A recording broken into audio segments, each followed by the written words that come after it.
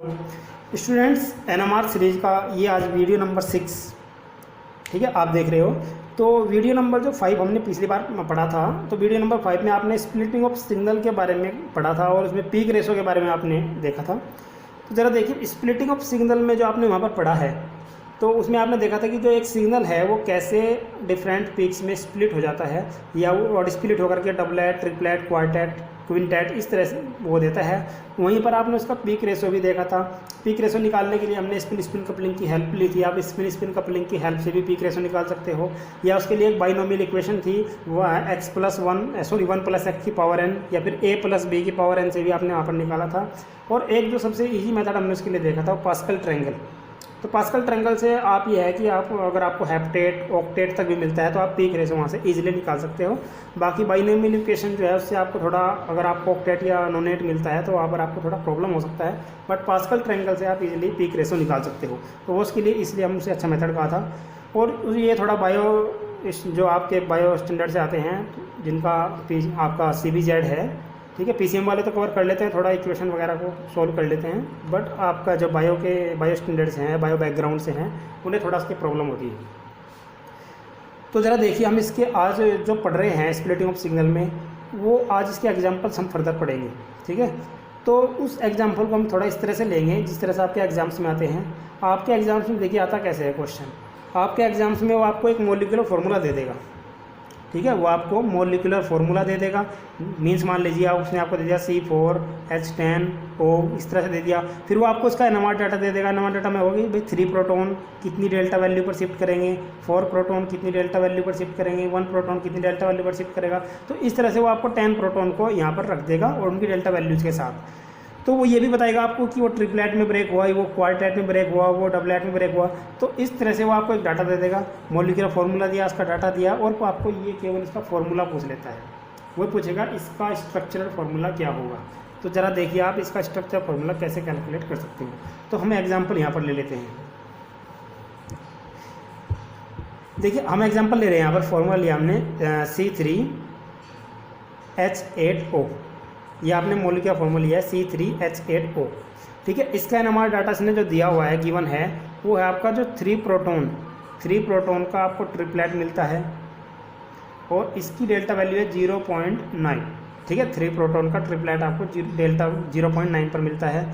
फिर ऐसे ही आपको 2 प्रोटॉन का सेक्सटेट मिलता है, यानी कि 6 पीक में स्प्लिट होता है, जिसकी डेल्टा वैल्यू 1.55। ऐसे ही आपका 1 प्रोटॉन सिंगलेट रहता है, यानी कि इसकी स्प्लिटिंग नहीं होती, मीन सिंगलेट रहा भाई 1 ही रहा। तो ये आपका जो डेल्टा वैल्यू है इसकी वो होती है 2.3। और एक आपका 2 प्रोटॉन का ही मिल जाता है आपको यहाँ पर ट्रिपलेट, जिसकी डेल्टा वैल्यू जो है वो 3.6। अब आपको ये बताना ही है कि इसका स्ट्रक्चरल फार्मूला क्या होगा। तो ज़रा आप इसे ज़रा ध्यान से देखिएगा। इसमें आपकी जो है बेसिक नॉलेज ही काम करने वाली है। बेसिक नॉलेज मीन जो आपने इसका बेस पीछे पढ़ चुके हैं, आप इसका फंडामेंटल जो पीछे पढ़ चुके हैं। उसमें क्या था, उसमें आपने फैक्टर अफेक्टिंग के बारे में पढ़ा था, डेल्टा वैल्यू ज़्यादा कब होगी, कम कब होगी, वो सब आप फैक्टर्स में पढ़ चुके हो। आपने inductive effect, anisotropic effect, hydrogen bonding, van der Waals shielding, deshielding, तो इन सब में आपने पढ़ा था कि जो डेल्टा वैल्यू है इंक्रीज हो जाती है। अगर आई इफेक्ट ज़्यादा होगा डेल्टा वैल्यू ज़्यादा होगी, आपका एनाइसोट्रोपिक इफेक्ट ज़्यादा होगा डेल्टा वैल्यू ज़्यादा होगी, हाइड्रोजन बॉन्डिंग ज़्यादा होगी डेल्टा वैल्यू ज़्यादा होगी। तो ये सब चीज़ें आप पढ़ चुके हो। आपने ये भी पढ़ा है कि ट्रिपलेट, सेक्सटेट, सिंगलेट, ट्रिपलेट, ये सब आपके आते कैसे हैं। इसमें आपने स्प्लिटिंग ऑफ सिग्नल में जो पिछले लेक्चर में पढ़ा था, तो आपने पढ़ा था स्प्लिटिंग ऑफ सिग्नल के 2 रीजन हैं, या तो n+1 रूल से हम देख सकते हैं, या फिर स्प्लिटिंग ऑफ सिग्नल को आप 2ni+1 से भी कैलकुलेट कर सकते हो। तो ज़रा हम ये सिंपल लगा के लेके चलते हैं n+1। तो n जो यहाँ पर था आपको नंबर ऑफ एनवायरमेंटल प्रोटॉन थे। तो मीन्स क्या है कि अगर ये 3 प्रोटॉन ट्रिपलेट में टूटता है, 3 प्रोटॉन की अगर ट्रिपलेट आती है, तो मीन्स क्या है, इसके एनवायरनमेंट में कितने प्रोटॉन होने चाहिए। तो देखिए अगर आपका 3 आता है तो n कितना होना चाहिए आपका 2+1 कितना हो जाएगा 3, यानी कि जो 3 प्रोटॉन के पास प्रोटॉन हैं वो कितने होने चाहिए 2, क्योंकि n का नंबर आपका 2 होगा। तो 2+1 कितना आ जाएगा 3, तब ये ट्रिपलेट में टूट सकता है। ऐसे ही आपका ये देखिए 2 प्रोटॉन है, तो 2 प्रोटॉन का आपका क्या आता है सेक्सटेट।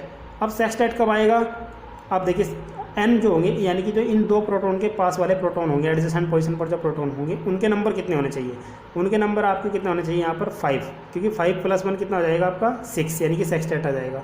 तो इसके अराउंड आपको 5 प्रोटॉन होने चाहिए, इसके अराउंड आपके 2 प्रोटॉन होने चाहिए। तो इस तरह से आपको ये पता चल चुका है कि यहाँ से ट्रिपलेट कैसा आएगा, सेक्सटेट कैसा आएगा। सिंगलेट कब आएगा? जब उसके एडजेसेंट पोजीशन पर कोई प्रोटॉन ना हो।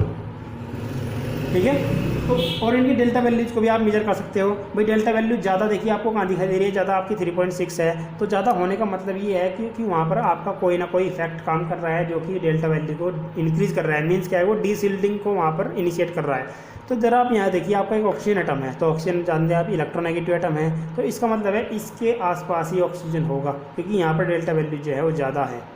तो ऑक्सीजन ही इन प्रोटॉन्स को डीसील्ड कर सकता है, इनकी डेल्टा वैल्यू को इंक्रीज कर सकता है। जबकि इनकी डेल्टा वैल्यू देखिए आपकी बहुत कम है, तो मीन्स क्या है कि ऑक्सीजन एटम इनसे दूर होगा। तो ज़रा देखिए हम इस बेस पर आप कैसे बना सकते हो। अब आप ज़रा देखिए यहाँ पर 3 प्रोटॉन्स हैं। अब अगर आप 3 प्रोटॉन्स को रखते हो तो आप ऑक्सीजन के साथ नहीं रख सकते। देखिए 3 प्रोटॉन, क्योंकि ऑक्सीजन की वैलेंसी 2 होती है। तो अगर आपको 3 प्रोटॉन एक साथ है, क्योंकि एक सिग्नल आया हुआ है इनका, तो इसमें मतलब क्या है कि आपका कार्बन के साथ जुड़ा हुआ, सीधी सी बात है, क्योंकि कार्बन की वैलेंसी 4 होती है। तो 3 प्रोटॉन आपने इधर रखे तो एक वैलेंसी इधर फ्री रह जाएगी। क्लियर है? अब ज़रा देखिए, हमने एक कार्बन यूज कर लिया, आपके कार्बन 2 बचे हैं अभी। अब यहाँ पर 2 प्रोटॉन का सेक्सटेट आता है, तो अब आप सीधा सा लिखिए CH2 और एक वैलेंसी इधर फ्री हो गई। हमने डायरेक्ट लिख दिया, इसमें कोई प्रॉब्लम नहीं है, क्योंकि हमें क्या करना था कि इस 3 प्रोटॉन के ट्रिपलेट को लाना था। ट्रिपलेट कैसे लाएंगे आप देखिए, इन 3 प्रोटॉन के एनवायरनमेंट में, यानी कि n+1 रूल अप्लाई करोगे तो n की संख्या इसके एनवायरनमेंट में कितने प्रोटॉन है 2, तो यानी कि 2+1 ट्रिपलेट इसका आ जाएगा यहाँ से। क्लियर है आपको? इसलिए हमने यहाँ पर 2 प्रोटॉन रखे। अब ज़रा देखिए, इन 2 प्रोटॉन्स का आपका सेक्सटेट आता है। मीन्स क्या है कि इसके जो n के नंबर होगा, यानी कि इसके एनवायरमेंटल प्रोटॉन होंगे वो 5 होंगे, क्योंकि 5+1 कितना आ जाएगा आपका 6 आ जाएगा। तो आप यहाँ पर भी कितने रख दीजिए CH2, क्योंकि 3 देखिए इसके आसपास क्या होगा 3 और 2, क्योंकि दोनों ही एडजेसेंट पोजीशन पर है इसके। तो 3 और 2 कितना हो गया 5, तो n का नंबर कितना हो गया इसके लिए 5+1 यानी कि 6। तो ये आपका सेक्सटेट में आ जाएगा।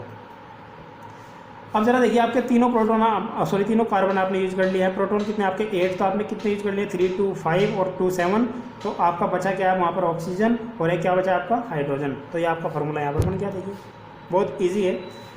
तो यहाँ से देखिए 2 प्रोटॉन का आपका, इस 2 प्रोटॉन के अगर आप इधर देखते हैं तो हाइड्रोएटम है, तो इधर तो स्पिन स्पिन कपलिंग नहीं होगी, बट इधर कार्बन के साथ हाइड्रोजन है तो इधर स्पिन स्पिन कपलिंग करेगा। तो देखिए इसके एनवायरनमेंट में 2 प्रोटॉन है, तो 2+1 कितना आ गया 3, यानी कि ट्रिपलेट में। इसके एडजेसेंट पोजीशन पर ऑक्सीजन है हाइड्रोएटम के साथ, हाइड्रोएटम के होने के कारण वो कभी भी स्पिन स्पिन कपलिंग में नहीं जाता, तो इसलिए आपका सिंगलेट रह जाएगा। तो आपका देखिए 1 प्रोटॉन यहाँ पर सिंगलेट है, 2 प्रोटॉन आपका ट्रिपलेट है, यानी कि ये ट्रिपलेट ये है। तो इसकी डेल्टा वैल्यू आपकी 3.6 है, क्योंकि ये इलेक्ट्रोनेगेटिव ऑक्सीजन एटम की एडजेसेंट पोजीशन पर है, जो कि इसकी इलेक्ट्रॉन डेंसिटी को कम कर देगा और डीसिल्टिंग को इंक्रीज कर देगा। अब डीसिल्टिंग इंक्रीज हो जाती है तो डेल्टा वैल्यू भी इंक्रीज हो जाती है। तो आप इस तरह से फॉर्मूला बता सकते हो। क्या फॉर्मूला बनाया CH3 CH2 CH2OH, आपको एक क्लियर हो जाना चाहिए। चलो नेक्स्ट एग्जाम्पल पे चलते हैं। अब जरा देखिए, नेक्स्ट एग्जाम्पल आपको दिया हुआ है C7H8O, ये मॉलिक्यूलर फॉर्मूला दिया हुआ है। इसके लिए नंबर डाटा है कि 3 प्रोटॉन जो है वो आपके सिंगलेट, देखिए 3 प्रोटॉन आपका सिंगलेट है। सिंगलेट मीन्स क्या है, उसके एडजेसेंट पोजीशन पर कोई प्रोटॉन नहीं होना चाहिए, तभी वो सिंगलेट रह सकता है, वरना क्या होगा वो स्पिन स्पिन कपलिंग के थ्रू स्प्लिट हो जाता है और मल्टीप्लेट देगा। बट इसमें सिंगलेट दिया हुआ है तो उसका मतलब उसकी एडजेसेंट पोजीशन पर कोई प्रोटॉन नहीं है। डेल्टा वैल्यू है 2.25। अब देखिए 3 प्रोटॉन जो होता है, प्राइमरी प्रोटॉन जो होता है, मैंने आपको एक टेबल दी हुई है, तो वहाँ से आपको डेल्टा वैल्यू को आपको देखना है। आपकी बुक्स में आपको टेबल मिल जाएगी, तो डेल्टा वैल्यू को आपको जरूर मेजर करना है, वरना मैं इस वीडियो के डिस्क्रिप्शन में एक PDF भी डाल दूंगा, कुछ क्वेश्चन भी मैं आपको डालूंगा, तो आप वहाँ से डाउनलोड कर सकते हो। तो आपको यहाँ से डेल्टा वैल्यू को जरूर पहचानना है कि प्राइमरी प्रोटॉन है तो कितनी होगी, सेकेंडरी प्रोटॉन है तो कितनी होगी, ये आपको पहचान होनी चाहिए। अब जरा देखिए, यहाँ पर डेल्टा वैल्यू 2.25 है। अब देखिए जो नॉर्मल प्राइमरी प्रोटॉन होता है उसकी डेल्टा वैल्यू 0.9 के आसपास होती है, बट इसमें 2.25 है। मीन्स क्या है, कोई इलेक्ट्रोनेगेटिव फैक्टर यहाँ पर काम कर रहा है। ठीक है, तो वो ऑक्सीजन भी हो सकता है या फिर वो कोई दूसरा फैक्टर भी हो सकता है, वो देखते हैं हम। तो 1 प्रोटॉन है, 1 प्रोटॉन के लिए भी सिंगलेट आता है, तो डेल्टा वैल्यू आपकी 5.68 है। 4 प्रोटॉन के लिए मल्टीप्लेट आता है और डेल्टा वैल्यू है 7.25 और अनसिमेट्रिकल पैटर्न है। देखिए अगर आपको कहीं ऐसी कंडीशन मिल जाए, इसने 4 प्रोटॉन का मल्टीप्लेट दिया विद अनसिमेट्रिकल पैटर्न, मीन्स क्या है, ये चारों प्रोटॉन एक जैसी डेल्टा वैल्यू पर आपकी एब्जॉर्ब नहीं कर रहे हैं। डेल्टा वैल्यू की एक रेंज दी हुई है इसने, जो कि दी हुई है, मैं यहाँ पर अगर लिखूँ तो डेल्टा वैल्यू दिया है इसने 7.25 से 6.5 की रेंज में वो डेल्टा वैल्यू है।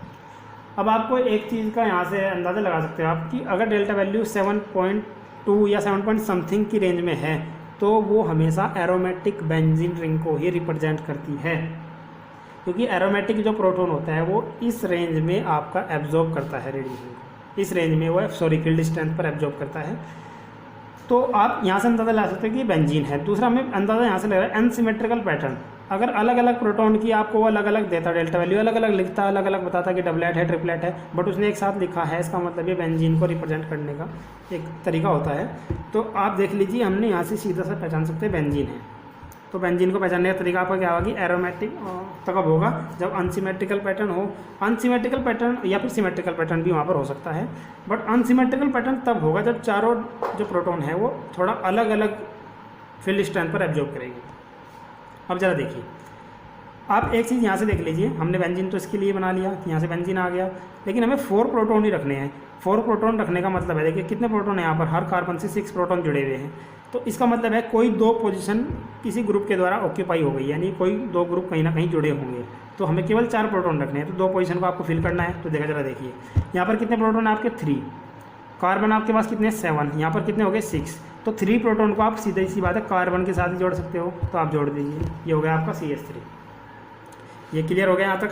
अब आपको रखना क्या है, आपको थोड़ा अनसिमेट्रिकल पैटर्न रखना है। अब अनसिमेट्रिकल पैटर्न का मीन है, अगर आप OH को यहाँ रखते हो तो जो ये देखिए, जो 2 प्रोटॉन होंगे ये आपके एक जैसी फील्ड स्ट्रेंथ पर एब्जॉर्ब करेंगे, ये 2 प्रोटॉन जो होंगे वो एक जैसी फील्ड स्ट्रेंथ पर एब्जॉर्ब करेंगे, क्योंकि इन दोनों का केमिकल एनवायरनमेंट CH3 है, इन दोनों का आपका OH है। बट ये आपको पूरी तरह से अनसिमेट्रिकल नहीं कहा जा सकता, क्योंकि इनमें ज़्यादा चेंजेस नहीं आएंगे। लेकिन अगर आप क्या करते हो, अगर आप देखिए, अगर आप यहाँ पर रखते हो, देखिए ऑर्थो पर हमारे पास 3 ही पोजीशन होती है ऑर्थो मेटा पैरा बेंजीन में। तो अगर आप यहाँ पर रखते हो तो देखिए 4 प्रोटॉन फिर भी एक साथ हैं, ठीक है। तो इन दोनों का केमिकल एनवायरनमेंट थोड़ा डिफरेंट हो जाएगा, बट जो इनका ज़्यादा कह सकते हो आप फील्ड स्ट्रेंथ जो होगी वो थोड़ा ज़्यादा एक दूसरे से डिफरेंट नहीं होगी, थोड़ा पास ही होगी एक दूसरे के। बट अगर आप एक चेंजेस करते हो, सबसे बड़ा चेंजेस अगर आप मेटा पे रख देते हो तो सीधी सी बात है, देखिए जो यहाँ पर प्रोटॉन होगा वो आपका पूरी तरह से डिफरेंट हो जाएगा। ये जो प्रोटॉन है ये CH3 और OH के बीच में आ गया, तो इसकी जो डेल्टा वैल्यू होगी इन तीनों से बहुत ज़्यादा डिफरेंट हो जाएगी। तो ये पूरी तरह से एक 4 प्रोटॉन का अनसिमेट्रिकल पैटर्न आ जाएगा, जो लाई करेगा 6.5 से 7.25 की रेंज में। यानी कि देखिए रेंज ज़्यादा है, तो वो तभी ज़्यादा हो सकती है जब एक प्रोटॉन बहुत ज़्यादा डिफरेंट हो बाकी के प्रोटॉन से, या 2 प्रोटॉन बहुत ज़्यादा डिफरेंट हो, या 3 प्रोटॉन बहुत ज़्यादा डिफरेंट हो। भाई प्रोटॉन का डिफरेंस होना चाहिए, डेल्टा वैल्यू में डिफरेंस आना चाहिए, तभी आपका अनसिमेट्रिकल पैटर्न मिल सकता है। तो इस बेस पर हमने ये फॉर्मूला बनाया है। बेंजीन से आपका CH3 और OH जुड़ा हुआ है। OH हमने मेटा पोजिशन में जोड़ा क्योंकि अनसिमेट्रिकल पैटर्न की रेंज ज़्यादा थी, तो इस तरह से आप इसे कर सकते हो, ठीक है। एक और एग्जाम्पल इसमें देख लेते हैं, ज़रा देखिए। नेक्स्ट क्वेश्चन इसमें दिया हुआ है, मॉलिक्यूलर फॉर्मूला है आपका C8H9O और Br भी वहाँ पर प्रेजेंट है, यानी कि आपके 2 इलेक्ट्रोनेगेटिव एटम वहाँ पर है, ऑक्सीजन और ब्रोमीन। फिर NMR डाटा में दिया हुआ है इसने 3 प्रोटॉन का ट्रिपलेट आता है। भाई 3 प्रोटॉन का ट्रिपलेट आपको समझ जाना चाहिए क्यों आएगा। 3 प्रोटॉन का ट्रिपलेट कब आएगा, देखिए N+1 रूल के अकॉर्डिंग। अब आप 3 प्रोटॉन को तो 1 ही मान के चलोगे, उसके एनवायरनमेंट में अगर 2 प्रोटॉन हो तो 2 + 1 = 3, यानी कि इसके एनवायरनमेंट में 2 प्रोटॉन होने चाहिए। तो 2 प्रोटॉन देखो ये हैं, तो ये सीधी सी बात है, इसके एनवायरनमेंट में होगा तभी ये ट्रिपलेट आ सकता है। अब आप जरा ये 2 प्रोटॉन का क्वार्टेट है, तो क्वार्टेट कब आएगा, जब इसके एनवायरनमेंट में 3 प्रोटॉन होगी, 3 + 1 कितना आएगा 4, तो इसके एनवायरनमेंट में 3 प्रोटॉन होंगे। तो हमें यहाँ से क्लियर हो रहा है थोड़ा कि ये दोनों एक दूसरे के एनवायरनमेंट में है, यानी कि दोनों एक दूसरे के साथ जुड़े हुए हैं, ठीक है। यहाँ से क्लियर हो रहा है। देखिए फिर आपके 4 प्रोटॉन का देखिए सिमेट्रिकल पैटर्न आता है। अब मैंने आपको अभी समझाया था कि अनसिमेट्रिकल पैटर्न का मीन्स जो है प्रोटॉन जो है एक दूसरे से बहुत ज़्यादा डिफरेंट होंगे, बट यहाँ पर जो है सिमेट्रिकल पैटर्न में डेल्टा वैल्यू तो डिफरेंस तो ज़्यादा है, बट वो एक सिमेट्रिकल पैटर्न में है थोड़ा। तो मीन्स क्या है कि आपका ये तो बेंजीन हो गया, ये तो आपने पहचान लिया यहाँ से, ये आपका क्या है बेंजीन। अब जरा आप देखिए, आपका ऑक्सीजन भी है। अब ऑक्सीजन के साथ कभी Br आप जोड़ नहीं सकते, सीधी सी बात है, ठीक है। क्योंकि अगर आप ऑक्सीजन के साथ ये Br जोड़ते हो तो इनमें इलेक्ट्रोनेगेटिविटी डिफरेंस कम होता है, तो इनके बीच रिपल्सन बहुत ज़्यादा रहता है, ठीक है। अब जरा देखिए, हम Br अगर यहाँ जोड़ते हैं तो ऑर्थो पोजीशन पर होगा, तो यहाँ पर जो एक पैटर्न होगा वो पूरी तरह से आपका सिमेट्रिकल नहीं होगा, पूरी तरह सिमेट्रिकल नहीं होगा। लेकिन अगर आप यहाँ पर जोड़ते हो Br को तो एक तरह से सिमेट्रिकल पैटर्न आ सकता है, क्योंकि इसके साथ ऑक्सीजन, फिर हाइड्रोजन के बाद Br, ऐसे इसके साथ हाइड्रोजन के साथ ऑक्सीजन और फिर Br, ठीक है। तो थोड़ा एक सिमेट्रिकल पैटर्न, यानी कि इन दो का और इन दो का एक सिमेट्रिकल पैटर्न यहाँ पर मिल सकता है आपको। बट अगर आप ऑर्थो पर जोड़ते हो, अगर आप यहाँ पर जोड़ते हो Br को, तो आप देखते हैं इन दो प्रोटॉन का अलग होगा, इन दो प्रोटॉन का अलग होगा, तो एक तरह से चारों का थोड़ा डिफरेंट हो जाता है। तो देखिए हम कहाँ जोड़ के चलेंगे, हम जोड़ के चलेंगे पैरा पर। हमने Br यहाँ पर जोड़ दिया और ऑक्सीजन वहाँ पर जोड़ दिया। आपने देखा है कि आपका ये दो प्रोटॉन और ये 3 प्रोटॉन एक दूसरे के एडजेसेंट पोजीशन पर हैं, और आप कहीं और तो जोड़ नहीं सकते क्योंकि 4 प्रोटॉन आपके होने चाहिए रिंग में। तो आप यहाँ पर जोड़ दीजिए CH2 और यहाँ पर जोड़ दीजिए आप CH3। अब आप इसमें एक चीज़ देखिए, हमने कहा था कि 3 प्रोटॉन के एनवायरनमेंट में 2 प्रोटॉन होंगे, 3 प्रोटॉन हैं, उनकी क्या आ रही है आपकी ट्रिपलेट। तो 3 प्रोटॉन के n जो है n की उसके एनवायरनमेंट में जो प्रोटॉन है वो कितने हैं 2, तो 2 + 1 कितना हो गया आपका 3। फिर इसके एनवायरनमेंट में कितने हैं 3, 3 + 1 कितना हो गया 4 यानी क्वार्टेट। तो इस तरह से आपका डबलेट और क्वार्टेट क्यों आ रहा है आपको पता चल गया, ट्रिपलेट और क्वार्टेट क्यों आ रहा है सॉरी। तो आपकी 3 प्रोटॉन की डेल्टा वैल्यू 1.4 है क्योंकि ये ऑक्सीजन से दूर है। अब देखिए 2 प्रोटॉन की डेल्टा वैल्यू 3.2 है क्योंकि ये ऑक्सीजन के पास है। तो ऑक्सीजन जो है वो इलेक्ट्रोनेगेटिव एटम है, तो वो डीसिल्टिंग ज़्यादा खोज करेगा। तो इस हम कह सकते हैं जो 2 प्रोटॉन है वो ज़्यादा डीसिल्टेड है, 3 प्रोटॉन कम डीसिल्टेड है। अब यहाँ पर आपका Br है और 4 प्रोटॉन जो है वो 7.4 से 6.6 पर लाई कर रहे हैं क्योंकि बेंजीन रिंग में एनाइसोट्रोपिक इफेक्ट काम करता है, जैसा कि आप जानते हैं, आप पीछे पढ़ चुके हो। तो बेंजीन में एनाइसोट्रोपिक इफेक्ट के कारण जो एरोमेटिक प्रोटॉन्स होते हैं उनकी डेल्टा वैल्यू 7 की रेंज में आपको मिलेगी, 6 to 7 की रेंज में आपको मिलती है। ठीक है, तो इस तरह से हम ये स्ट्रक्चर यहाँ पर बना लेते हैं। अगर देखिए आप कहते हैं कि मैं CH3 यहाँ अलग से जोड़ूंगा या CH2 CH3 यहाँ अलग से जोड़ूंगा, तो आप तब भी से पूरा नहीं कर सकते स्ट्रक्चर को। आपने ये भी पढ़ लिया, आप स्ट्रक्चर ऑर्थो पे पैरा मेटा पे नहीं जोड़ सकते, आपको पैरा पे ही रखना पड़ेगा क्योंकि आपको 2 प्रोटॉन जो एक दूसरे के, देखिए ये 2 प्रोटॉन एक जैसे हो गए क्योंकि इनका एनवायरनमेंट एक जैसा है, इन 2 प्रोटॉन का एनवायरनमेंट एक जैसा है, तो एक तरह से हमें एक सिमेट्रिकल पैटर्न यहाँ पर मिल जाता है। तो ऐसे आप क्वेश्चन को कर सकते हो, कोई प्रॉब्लम आपको नहीं होनी चाहिए इसमें। ठीक है, एक और एग्जाम्पल हम ले लेते हैं, सिंपल एग्जाम्पल ले लेते हैं। देखिए ज़रा नेक्स्ट आपका क्वेश्चन है, इसमें जो मॉलिक्यूलर फॉर्मूला दिया हुआ है C2H4O। देखिए अगर आपके सामने इस तरह के सिंपल क्वेश्चन दिए जाते हैं, ये सिंपल है, हम इसे इजीली कर सकते हैं, लेकिन आपको कभी कभी प्रॉब्लम हो जाती है सिंपल को करने में भी, तो ऐसे भी हम एग्जांपल देख लेते हैं यहाँ पर। ठीक है, C2H4O दिया हुआ है इसमें, नंबर डाटा है कि 3 प्रोटॉन, देखिए 4 प्रोटॉन टोटल, 3 और 1 4। ठीक है, हर किसी में आपको प्रोटॉन कंप्लीट होने चाहिए, आप उसे देखना चाहिए आपको प्रोटॉन पूरे है या नहीं है, जो कि आपके जितने मॉलिक्यूलर फॉर्मूले हैं इतने आपके डाटा में प्रोटॉन होने चाहिए। तो जरा देखिए 3 प्रोटॉन का डबलेट आता है। अब आपको समझ आना चाहिए 3 प्रोटॉन का डबलेट कब आएगा भाई, n+1 रूल के अकॉर्डिंग 3 प्रोटॉन के एनवायरनमेंट में कितने प्रोटॉन होने चाहिए 1, क्योंकि 1 + 1 = 2, तभी आपका डबलेट आ सकता है। आपको जरा इन सिंबल पे भी ध्यान देना चाहिए, डबलेट के लिए D यूज़ करते हैं, ट्रिपलेट के लिए स्मॉल t यूज़ करते हैं, तो ये सिंबल भी कभी कभी वो लिख देता है, तो उनका भी आपको ध्यान रहना चाहिए, उसमें भी आप कन्फ्यूज ना हो। अब देखिए हमें पता चल गया कि इन 3 प्रोटॉन के एनवायरनमेंट में 1 प्रोटॉन है, तो सीधी सी बात है इसके एनवायरनमेंट में ही है। तो ये 1 प्रोटॉन का क्वार्टेट कब आएगा, जब इसके एनवायरनमेंट में 3 प्रोटॉन होंगे, क्योंकि 3 + 1 = कितना आ जाएगा 4, n+1 रूल के अकॉर्डिंग 3 + 1 कितना होगा 4, तो इसके एनवायरनमेंट में 3 प्रोटॉन है तभी इसका क्वार्टेट आएगा।